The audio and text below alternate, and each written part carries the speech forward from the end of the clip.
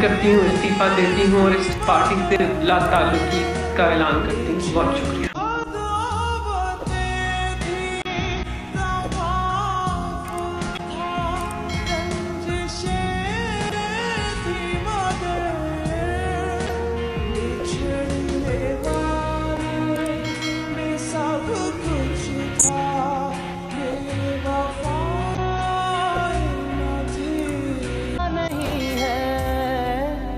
खुदा ज़मीं से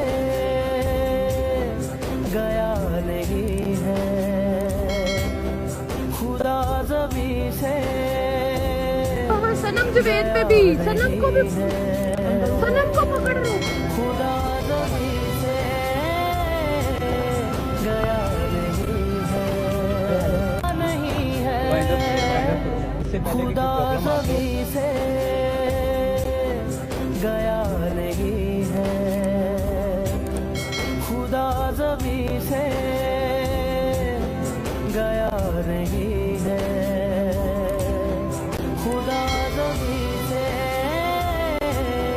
गया नहीं है। जी मेरे कहने पे हुआ सब कुछ, एक स्टेटमेंट नहीं है। 27 साल में मुझे एक स्टेटमेंट बताया कि मैंने कभी किसी को कहा कि आप तोड़ फोड़ करें। हमेशा मैंने कहा कानून के बीच में रहे, हर जगह मैंने कानून की पाबंदी की। मैं तो 3-4 दिन मुझे पता ही नहीं क्या हो रहा था, क्योंकि मुझे नजरबंद था। मुझे तो कोई टीवी ना खबरें ना मोबाइल फोन। वो जब मैं सुप्रीम कोर्ट में पहुंचा तो उससे पहले मुझे वकीलों ने थोड़ा सा बताया और फिर चीफ जस्टिस साहब ने बताया।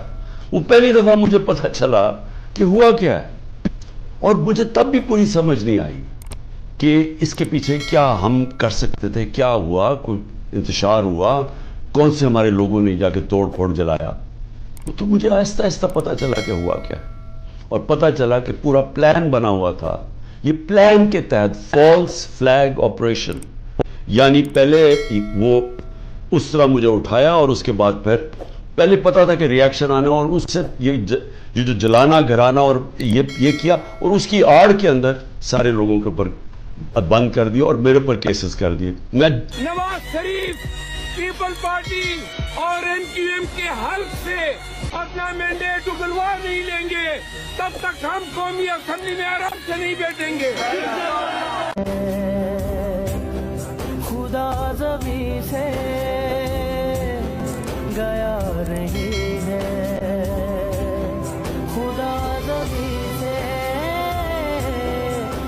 मैं एक माँ हूँ, मेरा एक 13 साल का बेटा है।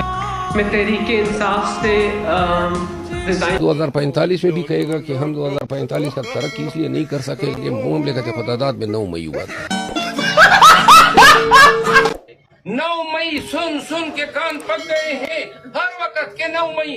अगर 9 मई का इतना ही दुख है और इतना ही आप कफारा अदा करना चाहते हैं, तो पाकिस्तानियों, हजरत नवाज शरीफ साहब आगे हो जाए, नाक पे हर दिन 10 लकीरें खींचे, हम भी साथ में शुरू हो जाएंगे, क्योंकि 9 मई हुआ है।